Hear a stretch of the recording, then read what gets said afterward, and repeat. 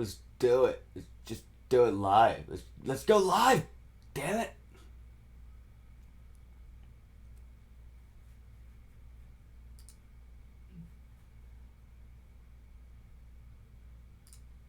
Hey, how goes it? Ken Bozak here to talk about Bitcoin and Bitcoin accessories. Big shout out to Monarch Token and Divi Project for sponsoring the podcast. I'm here with my bro. How goes it, Jarad from Silicon Nexus? Hey, how you doing, bro? I'm doing great. Good to hear from you, Ken. And also, I'm glad to hear that you're in with Divi Project. I kind of think I kind of got that ball rolling for you a little bit. Yeah, I'd like to say you did for sure, man. And yeah, Divi's an amazing. I met I've talked to about the project, just more like solidify it through through my peers. You know what I mean? Like a lot of people I know a lot about the team, and they reached out and sponsored the podcast, which I really thought was cool of Divi. So shout out to those guys. And yeah, if you guys are looking for a master node, Divi Project's definitely one to check out. I know. Bitcoin Ben just gave away a Divi Masternode, 100,000 Divi to somebody I think who attended a meetup. So that's really cool that Divi Project and Bitcoin Ben, and like that's why I like these projects. It's just community building shit, man. So much woe. But yeah, man, why don't you go ahead and you've been on the podcast before, but go ahead and let everybody know a little bit about you and what you're up to with Silicon Nexus and everything going on your side of the internet. Yeah. So my name is Jarad. I do social media and community management for Silica Nexus. Silica Nexus is creating a marketplace for blockchain video games or NFTs, and we're going to revolutionize video games, and that's what we're all about.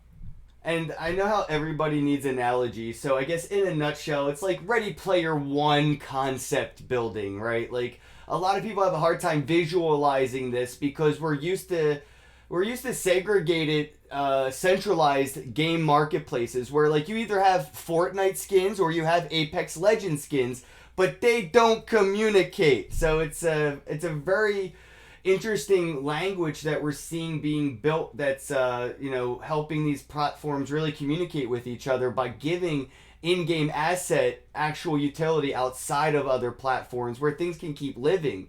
I mean, dude, could you imagine if like the original Sonic had something to do with the new Sonic that gave you a little bit of an extra advantage as a gamer for being a long-term loyal gamer of the Sonic franchise? But it doesn't. That would, that would be awesome. Or you know what would be even cooler is if you could take other games and put them into Sonic, like take Streets of Rage and put them into Sonic the Hedgehog. Street Fighter. I've always wanted. You know that the Beast guy, right?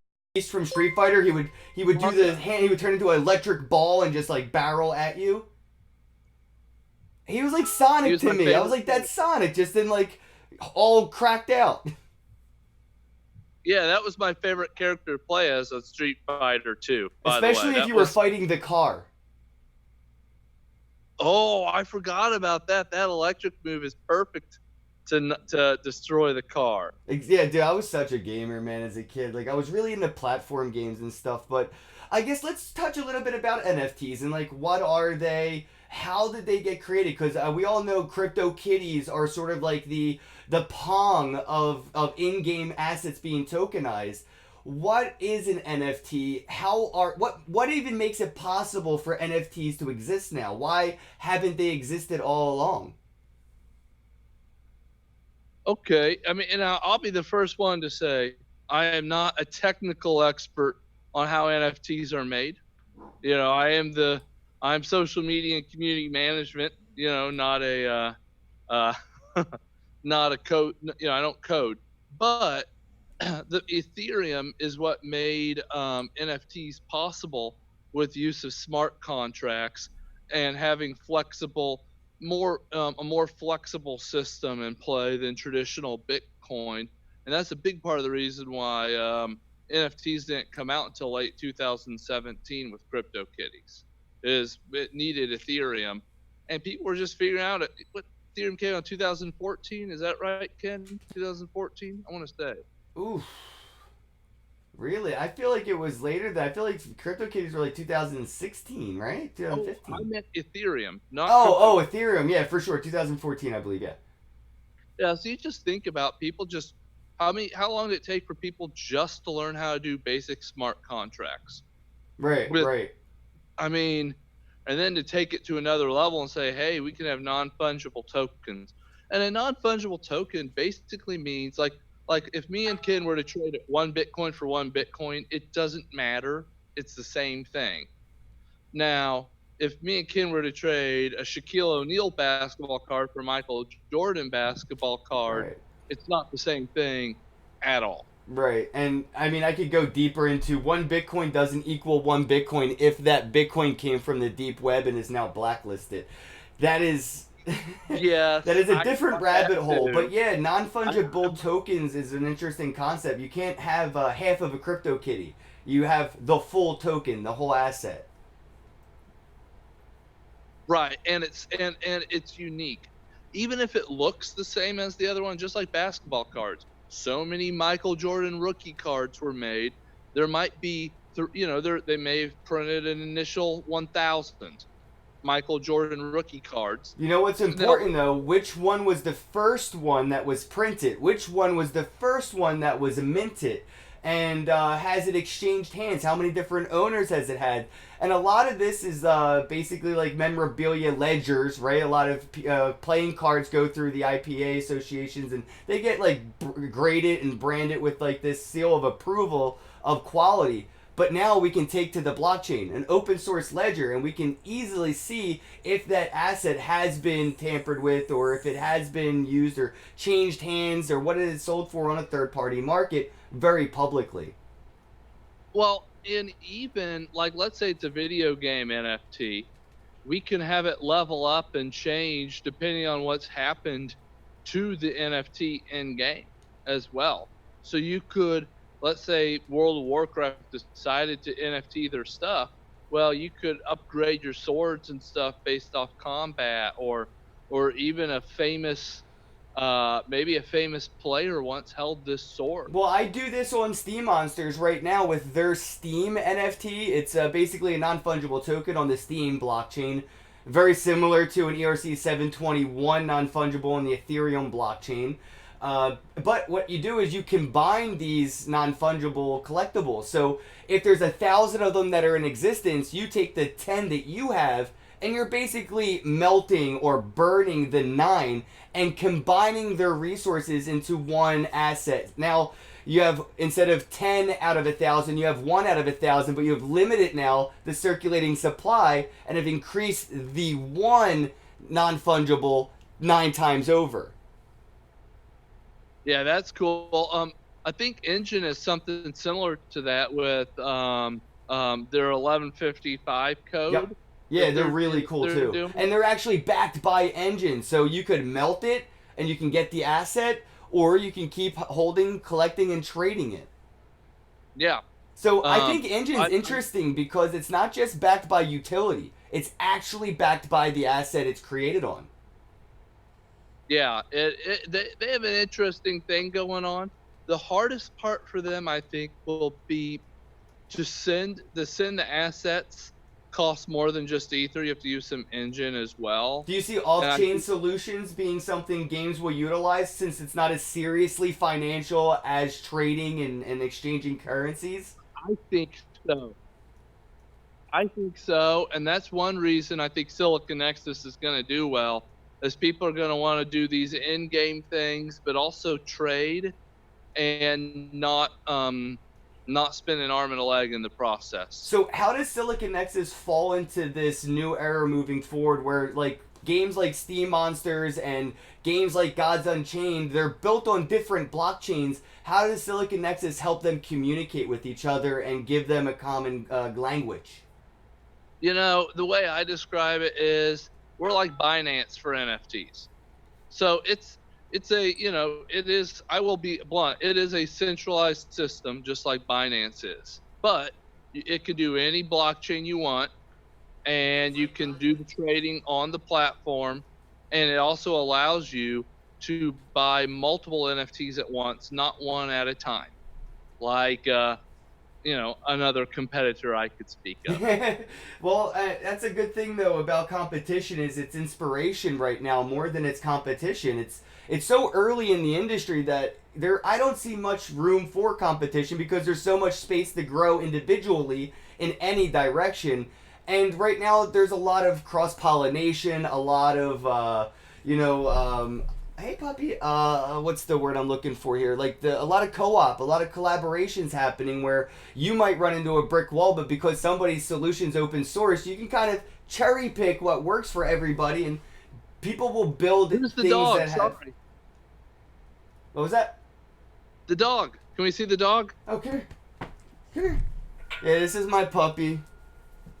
He's cute. This is Nina. Oh, it's she. My blue nose pit. She thinks she's a lap dog. Come on.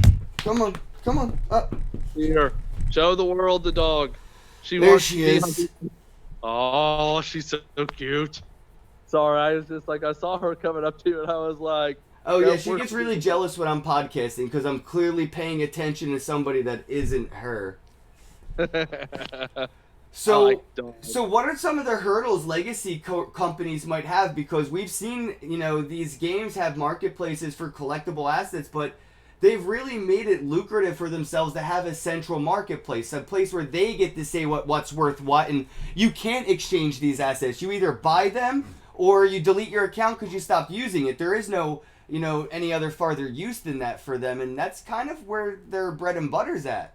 How do we inspire them to do this, or is there any inspiration waiting that they haven't seen?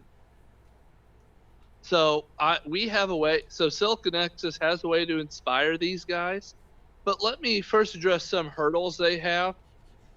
Because one thing is obviously they have to learn how to make NFTs and become blockchain knowledgeable.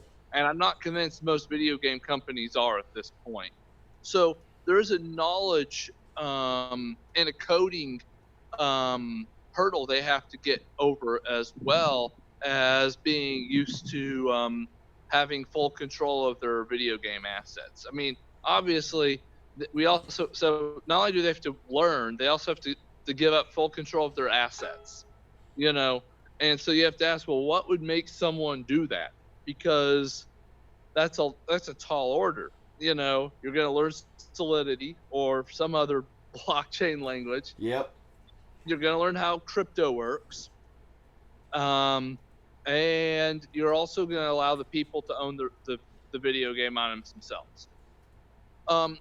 There's a few things they get out of it. So for one thing, Silica Nexus is making it so that the video game items go on kiosks in video game arcades like Dave & Buster's or Chuck E. Cheese or somewhere like that. And so when you win tickets, you can get those digital prizes. So I could say potentially at Dave & Buster's, Chuck E. Cheese, I can get a Fortnite skin. Right. If provided they decide to go NFT. Well, this is exactly what kids want. This is what Exactly. When you say, "Hey, we're going to Chuck E. Cheese," they don't want a fucking Chinese finger trap. That's not very interesting to the youth of today as a gamer, right? Like we're physical gamers at Chuck E. Cheese, and then we're digital gamers when we go home. How do we combine those passions? Go ahead, go. I'm sorry. Exactly. She's like, okay, I want to go. No, exactly. So there's a few things this does though. One, the most expensive thing for any video game company is the marketing of their game. That's actually more expensive than developing it. So it's acquiring players is what's so expensive. Well, imagine think about getting prizes at your video game arcade. You already spent the money. The money's spent. You played the game. You're not getting your money back. You have tickets. And now you're going to buy something with those tickets, because what else are you going to do with them? Right. You can't invest tickets into the stock market. Shit. How far is that fetched from the future concept, though? Yeah. Maybe one day those tickets could be a security token in the arcade itself. That would be That would be that would blow my mind. When Chuck E. Cheese ICO. That would be wild. That would be Well, wild. actually, speaking of ICOs, Silicon Nexus is having an IEO that's currently live, right? What is the It IEO ends in a week. for? Well, it's largely we are developing our platform right now in our marketplace. So obviously paying the coders, paying the programmers, and then also to be, if you want to be on an exchange, it almost always takes some sort of payment to be on an exchange. So and have liquidity.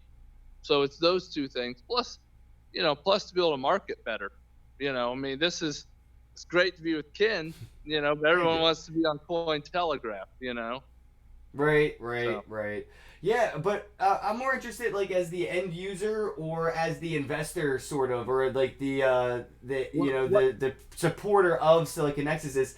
When we say there's an IEO for a project, what does that mean for the token holder of the IEO, and what does that mean for the end user? What utility will that token's role be in the platform?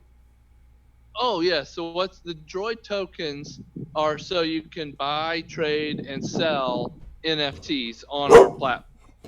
That is the only token you will be able to use on our platform is droids. So let's say me and Ken want to trade Ethereum cards together because I know that they are a sponsor of yours, correct? Correct. Okay. And me and you want to trade Ethereum cards, but are they going to be equal value? Almost certainly not. Right. So what are we going to use to, dude, this card of you're trading with me is worth $10 less than mine. Droids it is. You So know? is this sort of like a smart contract escrow platform? Yeah, so basically what happens is when me and you want to trade, I put you select what you want from me, I select what I want from you, I hit the button, and then it won't trade until you agree to it. Okay, And and then so the difference would be the droid token in value. So we would make up the difference in the NFT value with the basically the in-house tickets that we could use to get other NFTs. yes, exactly. And then obviously you can buy and you buy your NFTs with droids and you can sell for droids. Now, So I have a question every maximalist is going to ask, right? Why create another token like droid and not just use something like Bitcoin? okay, there's a few problems. I think Bitcoin's wonderful. It's a great store of value. Um, it's slow as snot. Yeah. I mean, I'm sorry. Like, can you imagine trying to trade?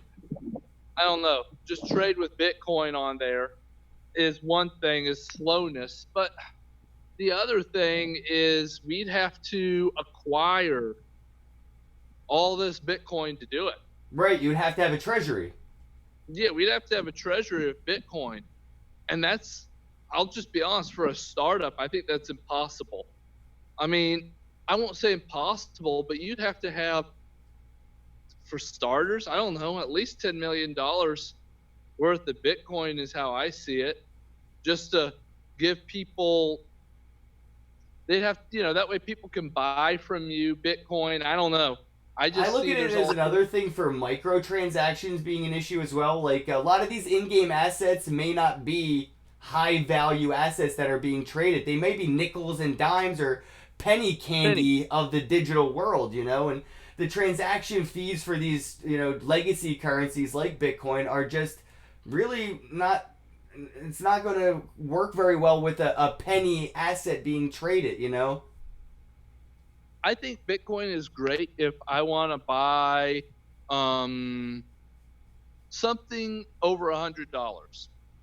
You know, if it's over $100, I'll use it. But less than 100, it starts getting a little cumbersome. And honestly, with our platform, I picture a lot of these NFTs being worth a penny or maybe less. Right, Um, exactly. Me too. I see a lot of them being worth a very little bit, but as time moves on, I believe that value will increase with nostalgia value. The same reason why, like the original Atari, technologically it's fucking trash, but nostalgically it's a really good investment if you still have an Atari laying around. right. Well, or here's the thing I think about: you play Magic the Gathering online. Think how many of those online Magic the Gathering cards are not worth very much. Yeah, But sometimes that one card you thought was stupid, they changed the game up or they added some new cards that now make that old card awesome. And now everybody wants it and it becomes worth something. yeah, they You do. know? A lot of card games will change the meta of the game, and then it does. It gives cards that were very undervalued a good buff in the game, and it changes it up. We've seen this happen throughout, like Yeah. Pokemon and Magic and other games like Yu-Gi-Oh and stuff, where the cards that people didn't want a couple months after the next edition of the rules have been come out, like it's like, oh well, that card now has so that's really interesting that you bring that up, especially with like the way video games are. We're not seeing this second generation of a game come out or the third generation. All we're seeing is seasons.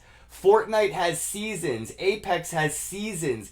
They don't release a new game. They update the current game, and it's a living game. It doesn't have an ending. It doesn't have a new chapter or a new beginning. It's just forever evolving. Yeah. Speaking of games, we have 4 partnerships at this point. I saw Ether We're gonna Legends and I was super excited, so I want to shout them out. Ether Legends are incredible. I love their artwork. Um, and then Cryptoink, they've done a major overhaul of their game, so a shout out to them. We talked about that last time, We I have believe. Ethereum. Yeah, we did. The 2 new ones is one's Ethereum, one of your sponsors. I love my Ethereum, man. I feel like a lot of people have been sleeping on how much they are a blockchain game. A lot of games utilize blockchain. That is a full-on blockchain game.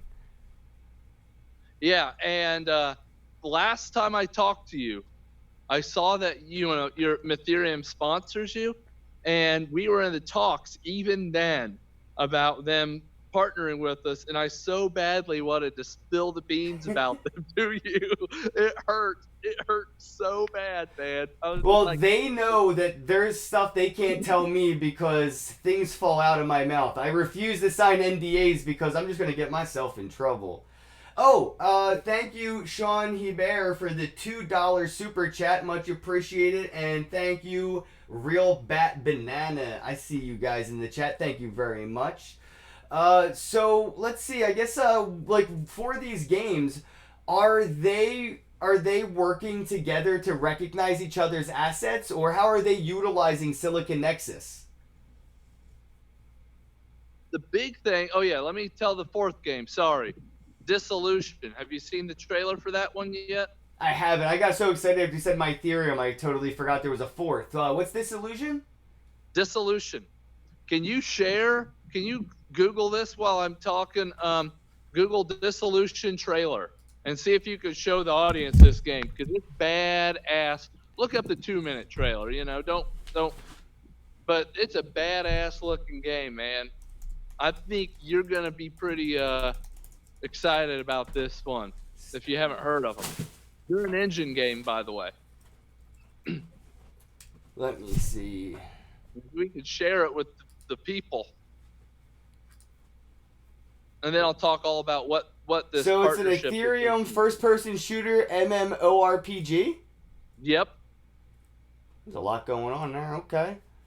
Look up YouTube like a trailer. It's like 2 minute long. And if we All could right. share I think it. I have it up here on the screen while you're talking. This is one of those games I think people just gotta see the trailer for this thing. All right. I got it playing. It's about 1 to 2 minutes. So here we go.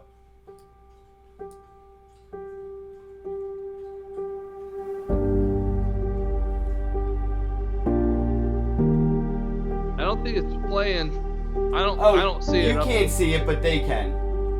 Oh, sorry. Alert! Alert! Code 1! This looks like Destiny.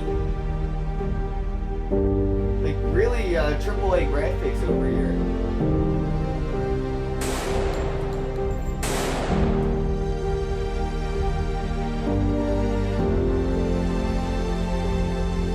Bro, this is a blockchain game? Yeah, they're using engine.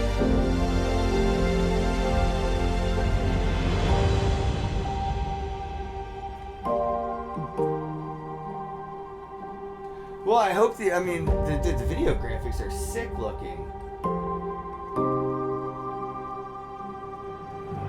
Oh, that's interesting. I can see that, how they would use this technology to build like a never-ending universe to explore, like the randomized generators and things like that. I can see how they're putting this all together. That's really awesome.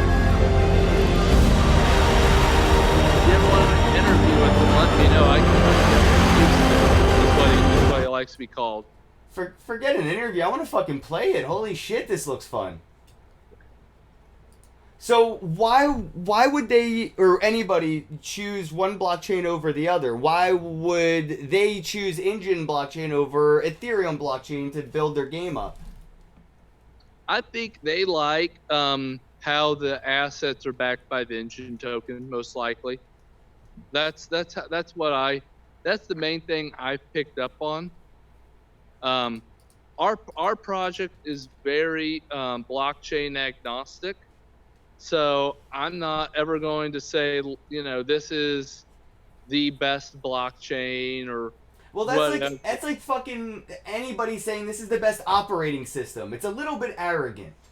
And yeah, it's a little bit one-sided for a monopoly to take over and really screw you on a quality of consumer experience. And we've seen that happen from internet service providers to actual operating system providers where Microsoft has fucking bottlenecked your experience by giving you Microsoft Word, everything just packaged by them for you, and it really just it's an echo chamber of experience, right? When we have these monopolies, and I don't love Apple, I don't love Android, and I don't love Windows. They equally suck.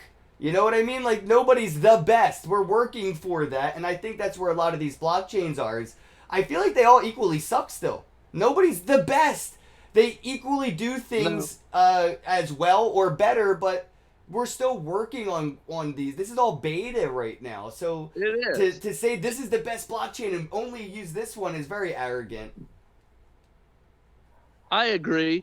There's one coming I've been following lately as far as smart contract platforms. They're called Casper Labs. Oh yeah, I think Casper Labs, dude. They're way over my head what they're doing, bro.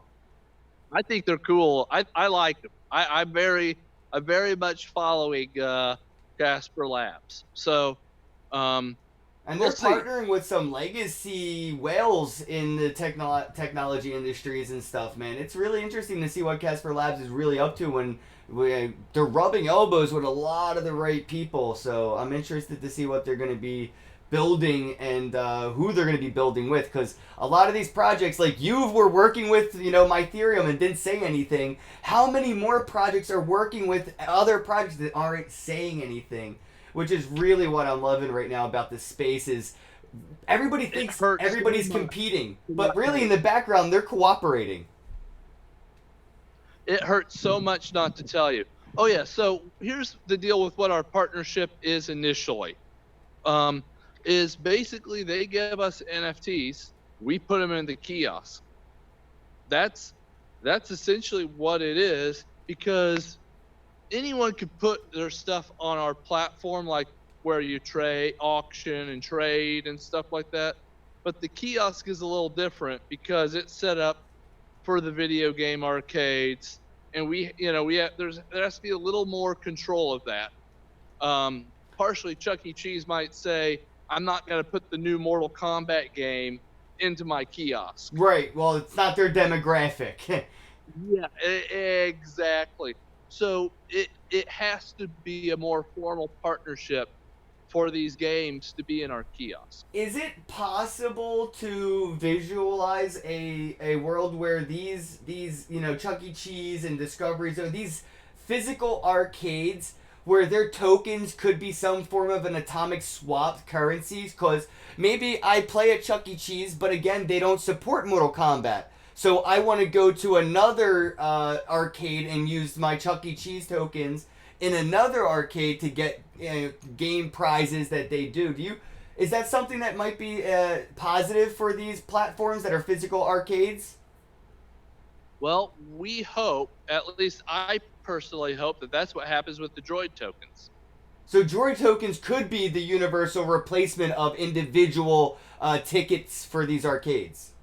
Yes, could. Well, that's a really, I mean, that's not a far-fetched concept. Now, how hard would it be to adopt this and implement it into their companies as of today? Like, is this something they have to restructure from the ground up, or is this a simple 1, 2, 3 step process for a business? I don't. Well, first things first, we got to make sure that the kiosk system works and that the people like it before we even go to that next step. I mean, literally, like, the big thing for us right now is we're going to have our beta in an arcade in Singapore, knock on wood, this coming October. Congrats, man. This October. And to test it out. We did an initial survey with our kiosk up in a local arcade, and 30% of people said they would rather do the digital prizes over the traditional prizes. Who bear, bro? Like, if I was a 10-year-old at an arcade and all they had were teddy bears and Chinese finger traps, it would be the worst birthday party ever. Jarad, Busby, I feel like we lost our bro. Locked up. There you go. We lost you for a second there. Okay. Yeah, you froze on me too. Uh-oh. There we go. So, all right, I guess where you left off was just explaining, like, like how Droid could be the replacement ticket and how implementing that would go. So you said you have like a beta concept rolling out in Singapore in October? That is our goal, is for October. Now, with any kind of development, we're not going to release this thing if we don't think the NFTs will be safe. Got you. So how does the kiosk look? Is it like a physical ATM machine? Does it look like a vending machine? Or is it just a web-based platform that they just open up on their computers at Chuck E. Cheese? We're going to have kind of a vending machine, but we're going to try and make it look neat. Our symbol is kind of a unicorn, so we're going to make it so a unicorn is like holding the vending. I call it a vending machine. It's more like a tablet. So it's going to be like a unicorn holding a tablet. Okay. Oh, well, yeah, I guess digital vending machines mostly would be a screen without any actual physical, dispenser. Right. So, yeah, that's what it's going to be. We're trying to make it flashy so more people notice it. When we initially did our survey where 30% chose the digital prizes, we didn't have any of that flash. It was literally just a computer screen on a counter at a local laser tag place. Oh, that's cool. And people didn't even notice it. And the way it worked was, as soon as someone noticed us, someone noticed it. Someone would walk up and do the survey with them. And it was a third party, by the way. It was not Convergence, the company running the survey. Okay, cool. So I really think we're likely to easily have a 30% rate of people at arcades choosing the digital prizes over traditional. Now, is there like a product patent or intellectual like property that would prevent, just these arcades from trying to just cut out and do this themselves? I know obviously they don't have the developers, they don't have the know-how, but the one thing that they do have is they do have the money. So is this something that you could potentially see being, kind of cloned or cookie cut with money, or is it potential that these big arcades could buy the concept? This is something that could be bought, right? I mean, we've seen this happen time and time again where industries buy solutions that are being created, and what Silicon Nexus is a solution to the physical arcade issue of the digital gaming era. Well, there's a few things to say. One, of course, is the marketplace itself. These guys would have to develop it all themselves from scratch, and pray to God that we don't get to another arcade that just buys it from us. And then leases it to the other competition, because that's what happens. Yeah, I mean they could eat. So if they're too greedy, as you put it, they could just get left in the dust instead. Blockbuster, cough. Yes, exactly. Had Blockbuster just shelled out their money to Netflix, we'd be streaming Blockbuster. Facts. Blockbuster turned down buying Netflix 4 times. How do you think they feel? I mean that board, all those guys on that board should have to give all the money back they ever made to the shareholders, as far as I'm concerned. One bad day ruins a 100 years of great business. But that's what happens to industries. They either evolve or they die out. There's really no middle ground. I mean, I love Andreas Antonopoulos' highlight of there's no horse and buggy making automobiles today. It's either you evolve or you die. There's no middle ground. We don't have any corporate zombies running around. Things either succeed or fail, and it's from taking innovative risks. And these companies may be, I think, too established to take the risk-reward leap. And that's why I'm excited for this new era of physical gaming. Not just playing Call of Duty on my console, but going to the arcade, physically interacting with gaming, and then taking that home and continuation of that experience. Well, the other thing I want to point out is we are also working on a way to make cross reality where no matter what device you're playing on, you're able to play with the other person the same game. So cell phone to computer to VR. And that is proprietary technology. Awesome. Yeah, well, that would be amazing for my Ethereum.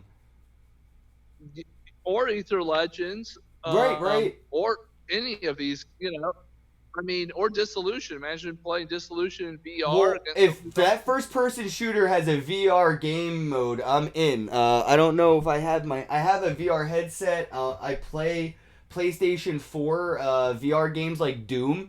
Doom's probably my favorite. Resident Evil's pretty good too. But I mean, I'm really interested in these VR games. They're so immersive that it's the same. When you play a video game, you don't really get the same experience as watching a movie. You don't get to tap out. But when you're in VR, you almost feel like you get to tap out because you're so immersed into something else. Yeah, the main game I've played a lot of is Beat Saber. I love that game. I just love Beat Saber. I'm not ambidextrous. I have the hand-eye coordination of a one-eyed fish. It ain't happening. I can't do it. I've tried. Beat Saber and Rocket League. 2 games I wish I could play, but I can't do it, man. They're just, I guess if I practiced more, but Beat Saber is fun to watch. I'm a spectator. Like Dance Dance Revolution. Never played it. I was always the spectator. Yeah, I could see that. I mean, I think Beat Saber's hard. It's one of those games I think it's so fun. I don't care if I suck. Right. Well, I don't know. You know what? Let me get a little bit inside your head and see how it works. How could you utilize blockchain technology, tokenize assets, non-fungible tokens with a game like Beat Saber? How could you incorporate the two? Ooh, a game like Beat Saber. Well, the first thing that comes to my mind is tokenizing levels. But what you could do is take songs and then have it so the users or the players can take any song and make it so they would then design the level with the song, and then they could sell their levels. Oh, shit. And NFT them. and then you could rent it out so someone could permanently use your song level for like say I 50 like cents. that. I I like that. thought about Mario Maker. Dude, that's exactly I thought what I about was. You were Mario. making me think of Mario Maker and making it so I could have an admission fee to play my Mario level. Yeah, and Perfect. think I think something like Beat Saber would be great because how many? There's an unlimited amount of songs in the world. Battery full. I mean, it's not like maybe I like rap and you like rock, or I don't know, whatever, or maybe I want to do Beat Saber to some banjo music. I I mean, I don't. could see DJs, and producers and mixers making their own levels out of, their own music. So maybe this is a way the next rapper will drop their mixtape is in the form of a Beat Saber game, not just a cassette that they hand out on the street corner. Maybe they're giving you a flash drive to play a game that is their new mixtape. We just fucking. What just happened here? That is genius. Or you say give them a flash drive. No, no, no. All you're gonna have to do is scan a QR code True on a that. piece of True paper. that. Yeah, that's true. A lot of the cloud, Even a lot more cloud hosting and downloadable links are definitely going to be in the future. It's funny though, QR codes have been around for a long time and they're very popular, but not so much in first world. Nobody in the United States really whips out their QR code to scan their Coca Cola to get a free drink, even though it's that easy. They're really still trying to find a way to get the users to engage with that medium, right? Like the way that the company wants to communicate with the customer is via QR, but they're trying to incentivize that user engagement, user experience, and I don't think it's working. How do we incentivize, as enthusiasts of this new era of digital technology? How do we incentivize end users to actually be interested in these tokenized assets? Because people play Call of Duty or World of Warcraft or Fortnite, and they really don't care that these assets are centralized or non-transferable or not scarce. They don't really care. How do we get them interested? I What think is it going to think take? they do care. I just don't think they know better. So let me put it this way. It's kind of like this. I have I'll put it this way. I have an in-law who's a horrible cook.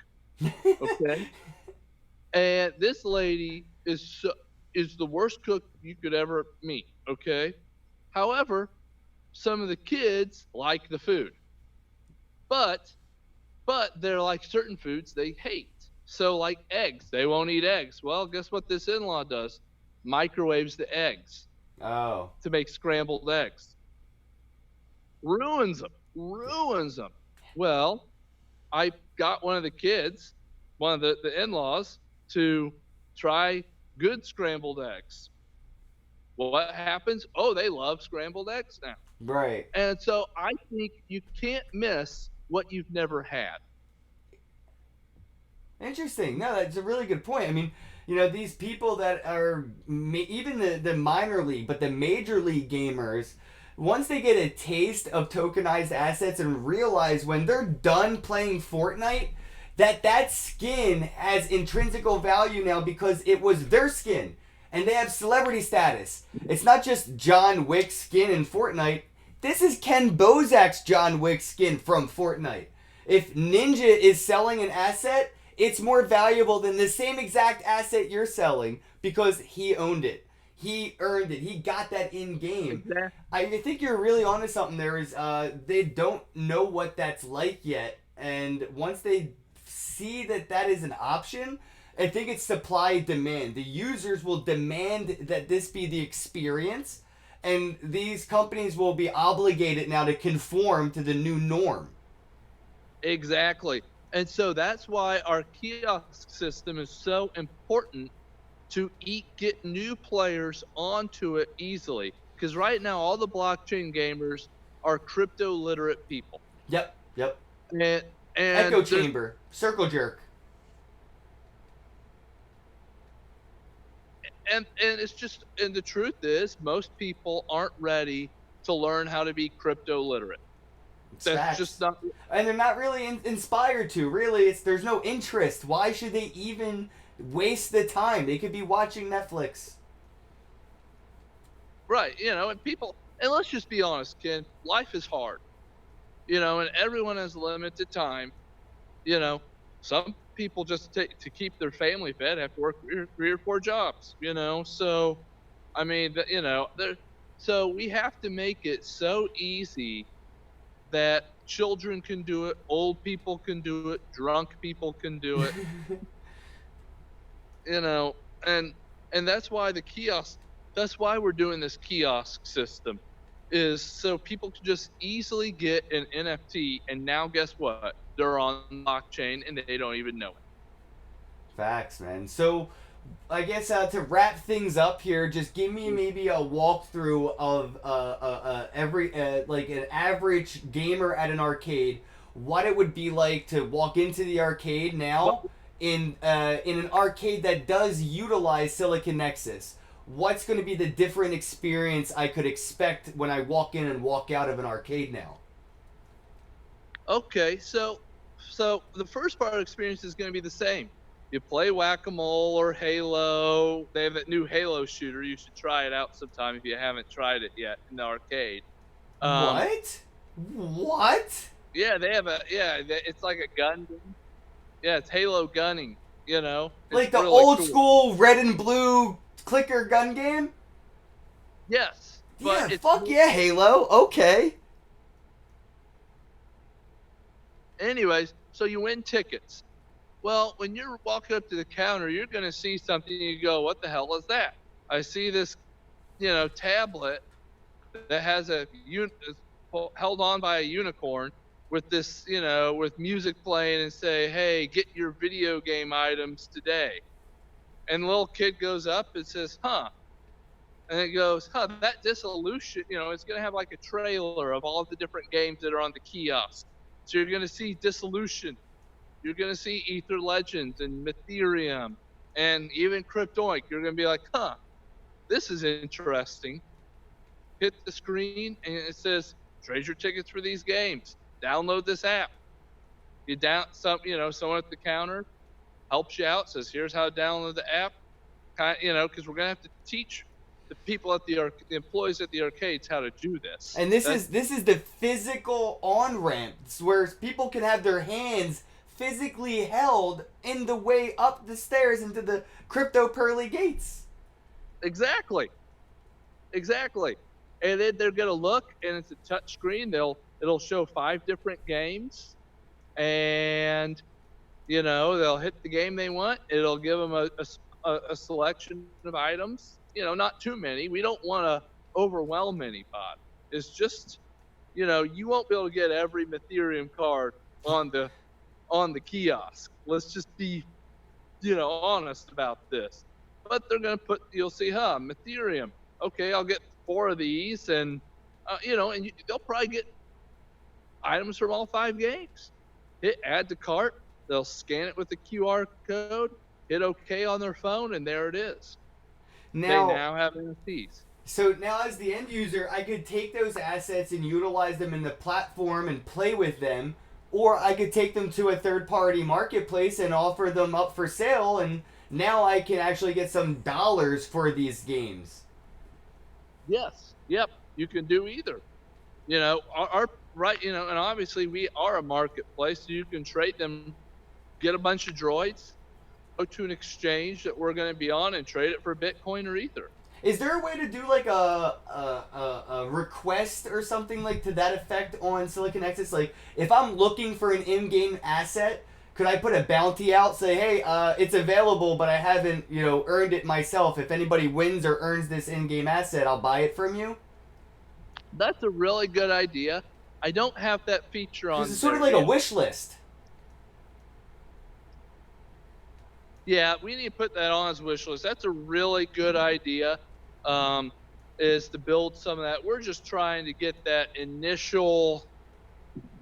Right, and like you said, you don't want to system overwhelm people where with bells and whistles when its foundational features sell itself. Yeah, and well, in truth be told, we try to add too many bells and whistles right now. it would just delay us too much. We just have to have Yeah, you don't want something. to dilute yourself with, 10 different things when you could really be focused on the one 100% instead of 10 at 10%. And that's what a lot happens we'll see throughout the time goes on with projects is they try to be too much too fast and I think that's where Silicon Nexus you might have a real interesting start is intentionally the slow roll with just trying to go out in one place in Singapore in October and just doing these things in controlled ways. Everybody, especially investors, they're gonna want you to go nationwide tomorrow. But God forbid one bug happens, you have a worldwide problem to solve instead of a very controlled problem. And that's where we're at. We're at beta level shit right now. And I worry about investors putting fire to projects and that's what burns them out before they actually hit any kind of progress. So, is there anything that Silicon Nexus is doing to ensure that they don't get burnt out by investors or over motivated by token holders?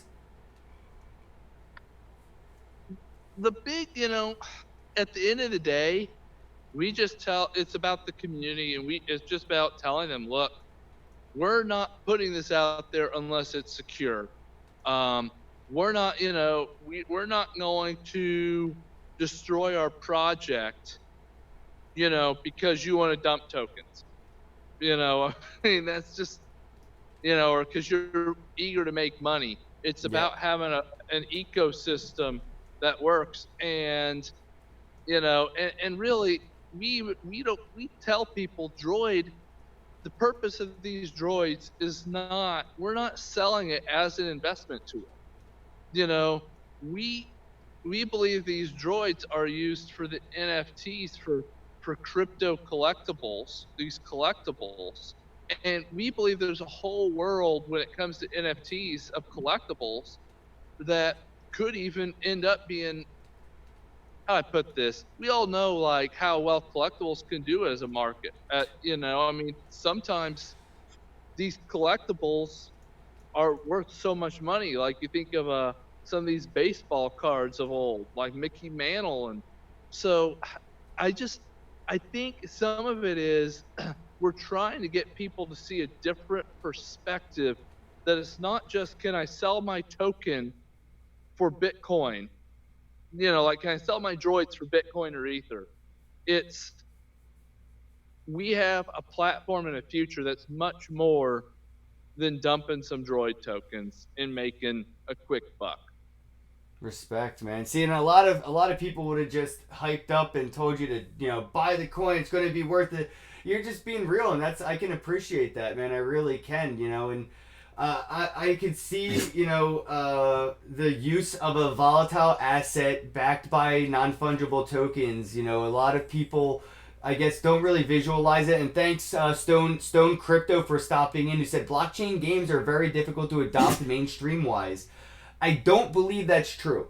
I think that is as fair to say as internet games are going to be hard to adopt to console players. No, as soon as consoles got internet gaming and we could multiplayer and I could kill a guy on Halo that lives in another country and I could brag about it, like that was just it. It was just that having that ability. The gamers don't really have that ease of ability to really interact with these blockchain games right now. It's really difficult. But once these blockchain games hit consoles, hit the Android App Store, the Apple App Store, and they're just as commonly interactable, like has the same on ramps into as the legacy games. I believe that it's not going to be that difficult to adopt at all. I think, if anything, it's going to be difficult to go back. I think it's going to be difficult to make a single video game that doesn't have a tokenized in-game asset to incentivize and monetize the fact that it's been gamified to its end user. That game won't exist. It won't. Nobody will play it. Unfortunately, the time being spent playing a video game in the future will be an investment. People will look at gaming the same way they look at education. It is a fucking investment of time. What's my ROI? And does this game or does this entertainment or education have any ROI?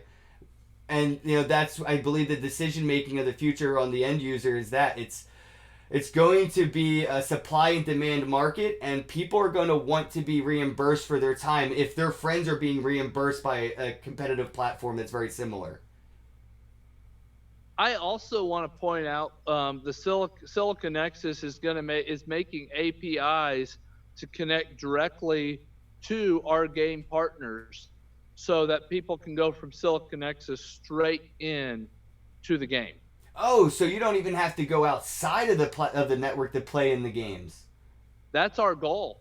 Our goal is people never have to leave the Nexus ever. Well, I guess that would mean I don't know if I can say this because I don't know what you can say, but I guess that would lead me to believe there's a future of a physical console for a Silicon Nexus platform. That is cool. That I've yeah, there that's a very much a potentiality, and that's why I also emphasize we're all about cross reality, making it so no matter what platform computer VR, you can play the same game, so.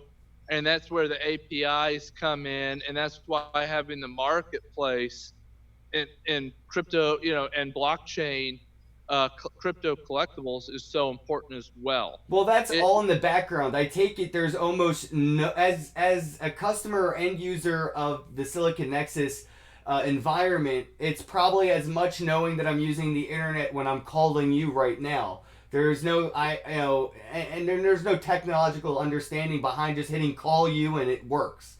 And Stone Crypto, I appreciate it stopping by from the D Live platform. He says it's definitely about ease of use, but getting that the point is amazingly difficult. Like it's about UI UX, yeah, and not overcompensating the blockchain aspect of the game. Yes, exactly. When you play Call of Duty on multiplayer, you don't realize you're playing online. There wasn't a whole lot of technical roadblocks in your way. You plug your internet in your console and you're on the internet playing the game, and I believe that's going to be very, very, very similar. If you log into Fortnite, you log in with your Epic Games account. You had to create an account to play the game, so I feel like that's very similar to creating a wallet. A Silicon Nexus wallet, log in, play my Ethereum. Very similar. I don't believe that's overcomplicated at all. And I think that it would be difficult to overcomplicate these games. I don't believe people even need to know they're using anything to do with crypto, blockchain, tokenized. Get rid of all the buzzwords and keep the games the way they are already. It's just everything underlining what they've already been utilizing. That user experience and user interface that they're already used to look the same. You don't have to change that at all.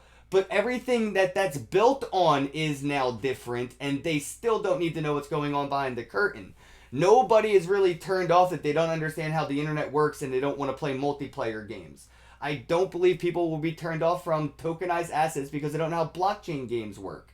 I think that's just like old souls, get off my lawn mentality. We just can't see how easy it is for the new generation of people to really adopt things as they come out.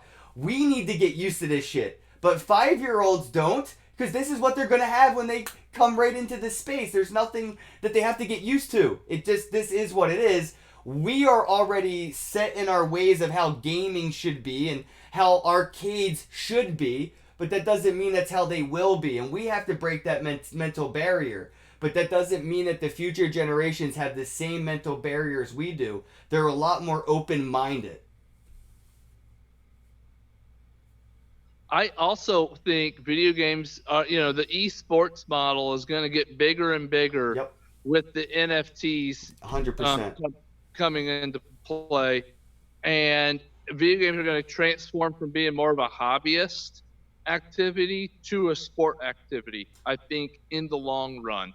I predict that the kickstart to all of this will be the Major League Gamers tokenizing themselves as an in-game asset and creating their own indie games. I think this will be a very paradigm shifting moment where the gamers become the game. Where you have Ninja and PewDiePie, they actually have their own video games now. a lot of this will keep happening to where independent games will be created by people who have a big following for just being gamers. And then the big companies will see the indie boom and be inspired and incentivized. I guess to wrap things up before it gets too dark out there for you, bro. Where can people Yeah, find sorry. you? Where I meant can to they go follow inside, you? but And okay. how So can people that are watching get involved with Silicon Nexus? Are you doing bounties, community programs, developer hiring? What do you guys got going on? So, right now our bounty has come to an end. So, sorry guys, you missed out, but I may look into another bounty. We will see. Um, we have an IEO going on. But everyone's more than welcome to join our community. We're on Telegram. Look us up, Silicon Nexus. We're on Telegram, Twitter. Just look up Silica Nexus on Twitter, Silica.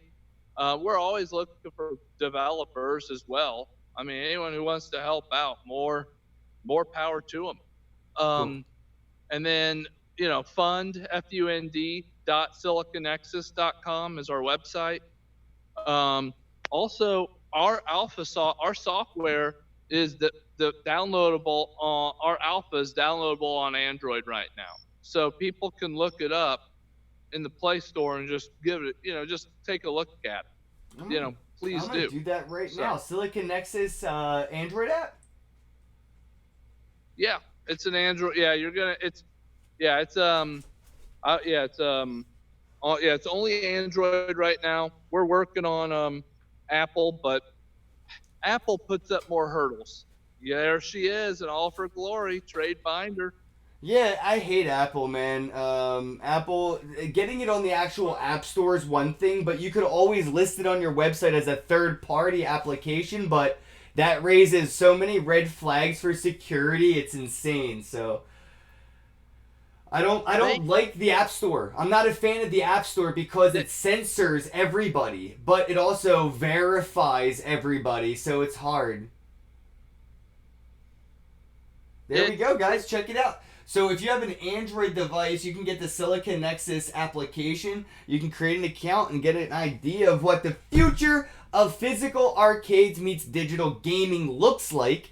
And I just want to see what you guys think. Like, is there anything that you, as the viewer here, have envisioned of the future of physical arcades and digital gaming, especially when it comes to esports? The everyday average, casual gamer has now a digital portfolio for their investments. They have these assets they have acquired from the age of 5 years old when they first started playing, Mario, to the age of 30 when they started playing Mytherium. That portfolio could be a retirement fund.